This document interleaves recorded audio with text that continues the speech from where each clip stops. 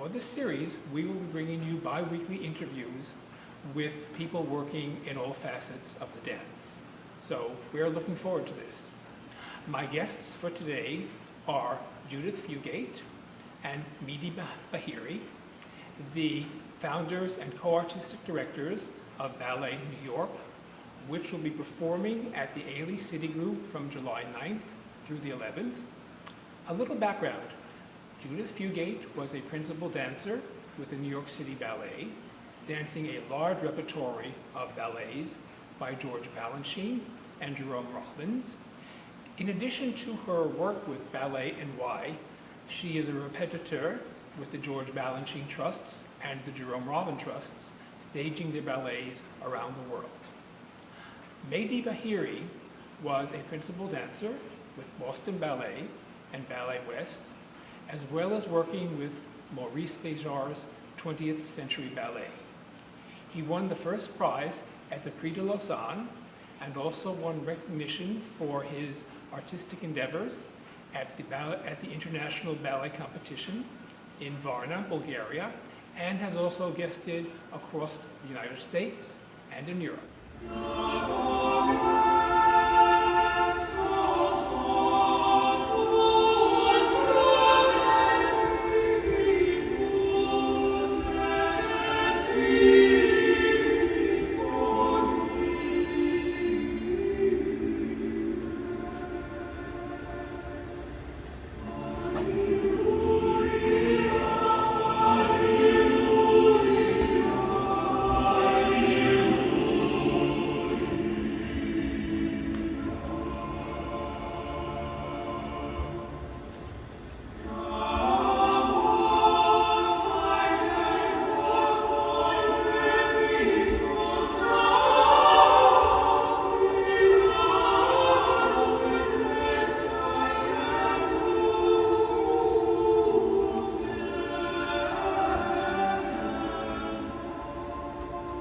Ballet NY started in 1997.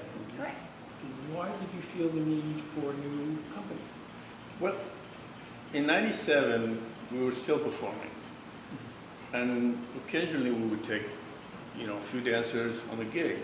And actually a lot of them say, this is so much fun, why don't you guys start a company? We said, well, we're not that crazy.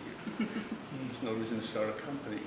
Also because, I think this is one of the main reasons, that so many of the dancers that we hired then, and even to this day, are unemployed. Good dancers that leave their companies because they are stuck in the corps de ballet way back there. They are never used, really, the way they should be used because of their talent. And also just, at the end of the day, it's just to give dancers some work. There's not enough work for dancers. So if we can do it, so be it. At that point, we really found that, like Medhi said, there were so many really talented unemployed dancers that we thought, well, you know what, as difficult as it might be, that there might be a niche for a small company that employs accomplished dancers, not students, not 17-year-olds, but dancers that were really accomplished and in the prime of their lives. And we wanted to provide that opportunity for them. I mean, it was crazy, you're right, at that time, but we felt a small, compact, and affordable company could really find a place amongst all of the other big companies, especially in this city. There wasn't at that time a really small contemporary ballet company that was thriving at the time. So we felt we wanted to give them the work, we wanted to present quality performances, and here we are. More than 15 years later.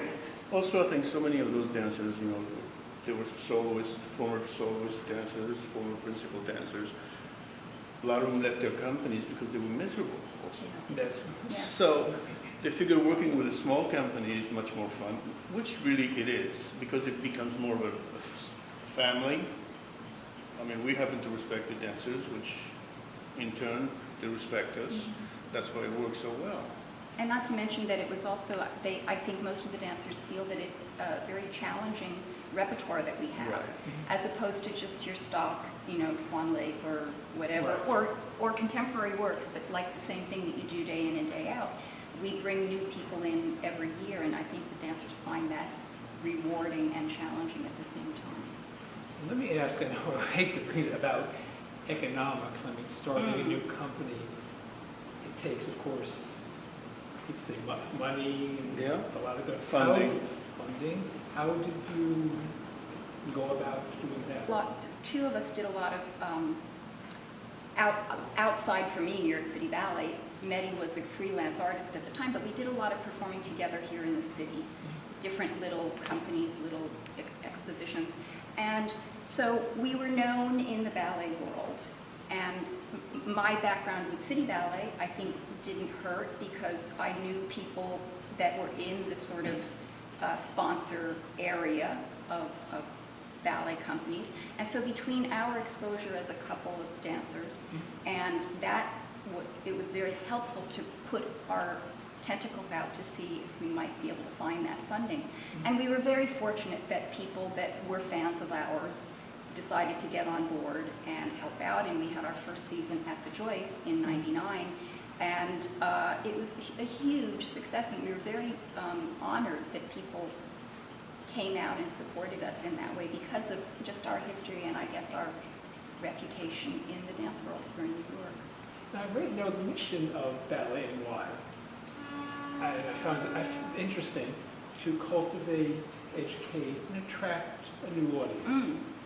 So,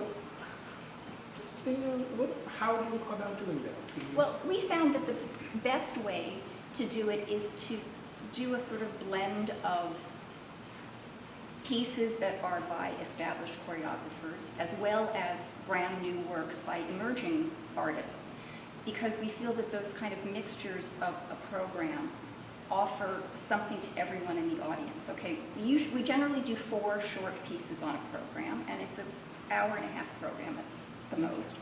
But it's an assortment of works. So if you come in and you want to see something mostly classical, we're going to have something like that on the program. But if you want to come in and see something really cutting edge, we're also going to have something like that on the program. So people can leave, the audience can leave going, well, I liked that one, but I didn't like that one. But you know what? It's interesting enough to come back and see another program.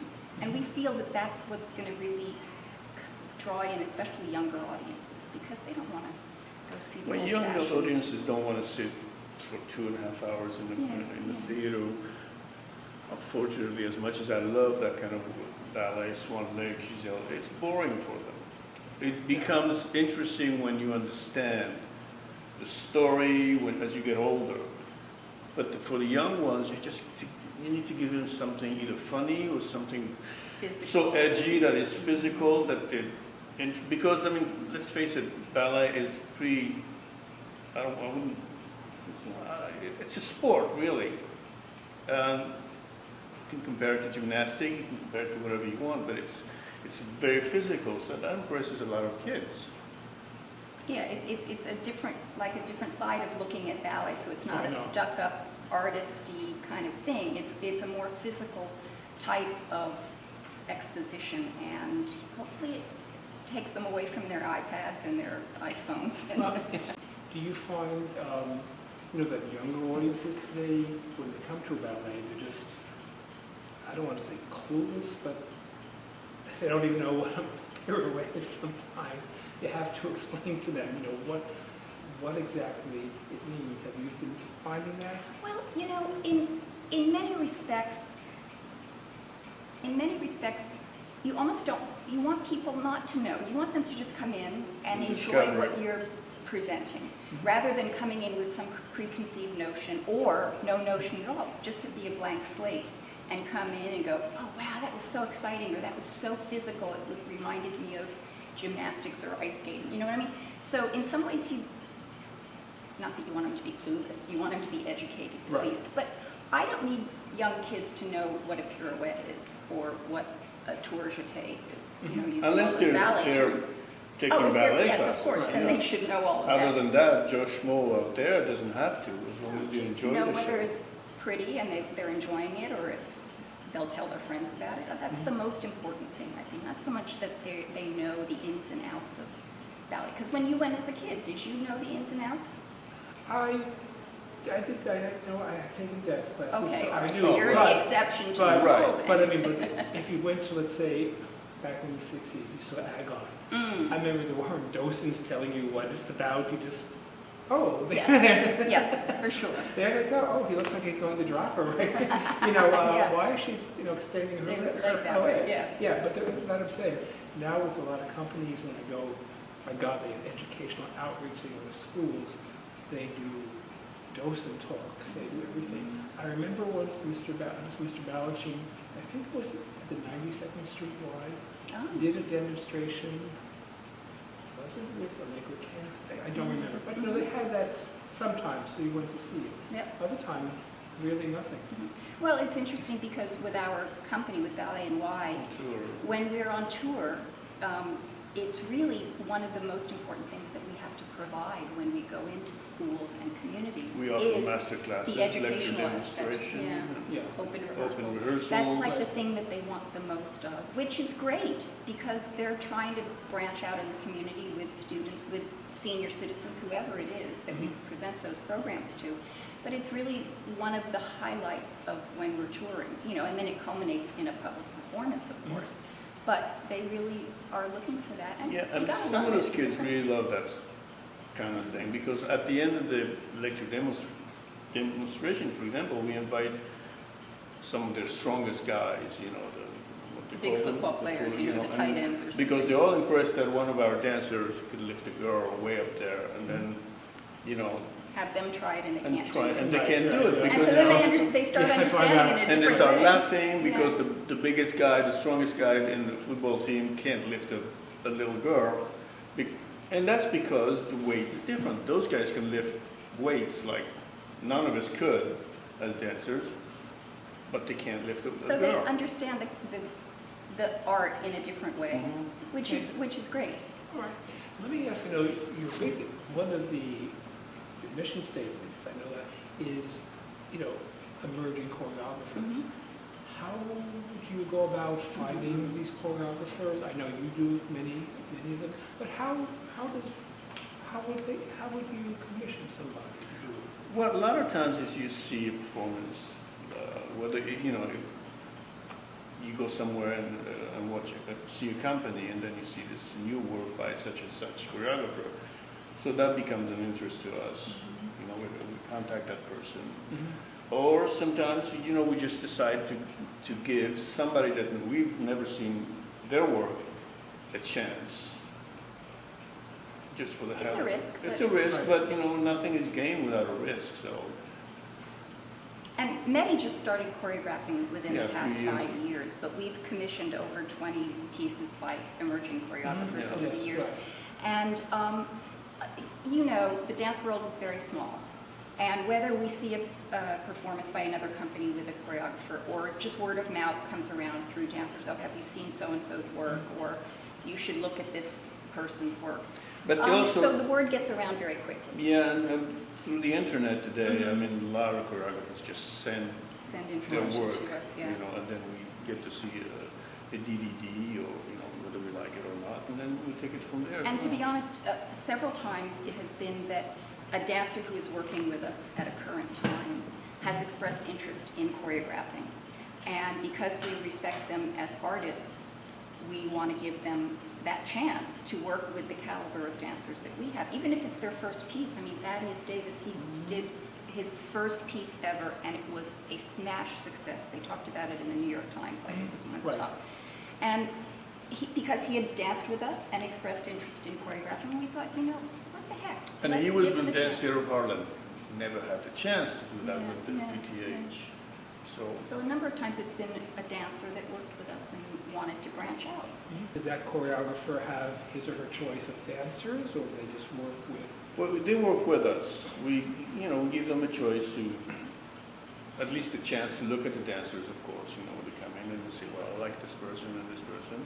And we also tell them who to use sometimes, because the other dancers, certain dancers have so many other things to do in the program that we don't want them to do everything and leave the others without something. Or we know the talents of particular dancers more than someone coming in that doesn't know them hasn't seen them before. So we can say, oh, she's really good dramatically, or he's really good as a partner, or something like that. So we can point them in the directions that we know the dancers personally, that that person won't know. So it's sort of a collaboration between us and the choreographer. Yeah, at the end of the day, the decision has been made between the directors and the choreographer. Which is the way it is generally in companies around the world. Yeah. Right. Whether you're a choreographer or a stager coming in to just teach a ballet, it's a mutual understanding between the directors and the choreographer or stager. Now, in terms of your roster of dancers, that changes, I would imagine, year after year, depending upon who's available. Pretty much. Well, the majority stay with us, you know. This year we've had quite a few new ones, you know, because a lot of the ones that we had previously have retired. You know, they've gotten married, kids, schedule changes, so they can't be with us. I mean, we always ask, like, we asked the people from last year that worked with us to join us this year. And for whatever reason, they had previous commitments, they had stopped dancing, that from the last year, we only had 3 dancers that came on board with us this year, so we had to supplement with 5 more. But we always ask the dancers that we worked with the previous year if they worked well for us. And then it's up to them whether they're available and or interested. And then if not, then we have to find recruits. Yeah, which is okay. Like I said, Yeah. we're here to offer work to dancers that have nothing to do and want to be performing. But also it's good for us to see other talent. Sure. We can't just depend on the ones that we're so used to. So we sort of opens up the doors for us. Yeah, I to mean, see. we can't expect them to be available all the time No. because they have to pay the rent. So they have to find other work outside of our company because we're not a lengthy contract, 30 weeks or whatever some companies can offer. So we can't expect them to always be available. They have to find other employment elsewhere. And we encourage it because we want them to go out there and dance as much as they can while they want to be dancing and while they're still able to, rather than just sitting around waiting for us to make a phone call. Yeah. All right. Now, your new season at the Ailey, that includes works by Stanton Welch, John Butler, William Forsythe, and you'll be choreographing a new work. Is there a certain theme for all this, or you're just sort of taking choreographers? We don't have a theme. We just want to offer something to the audience so they can enjoy it. There's no theme. There's no story. Behind our programming. It's just a medley of things that people can come and see and hopefully not get bored because like we said earlier, we give the audience a little bit of everything. Well, we chose 2 of the pieces have been in our rep for a number of years. Stanton Welch's Orange, he created for us originally in 2001. And it's a gorgeous ballet, and the audiences love it, the dancers love dancing it. And it's just a joyous piece. And the other piece that we've had in the rep now for years is Othello by John Butler. And it was a huge success when we did it in '06 at the Joyce Theater. And now we also, most of the time, choose pieces that we know are going to show the dancers well. We happen to know that we had a really good cast for Othello. It's the 3 main characters. So that was another reason why we chose to bring it back, as well as the success that we've had with it. Medhi's piece is a world premiere, which is always good to have on a program. And then to get William Forsythe, a duet from him, is sort of amazing in this day and age, and with a company of our size and budget. So we were thrilled when he gave us permission to do this work. It's not the first time that he's done that for us.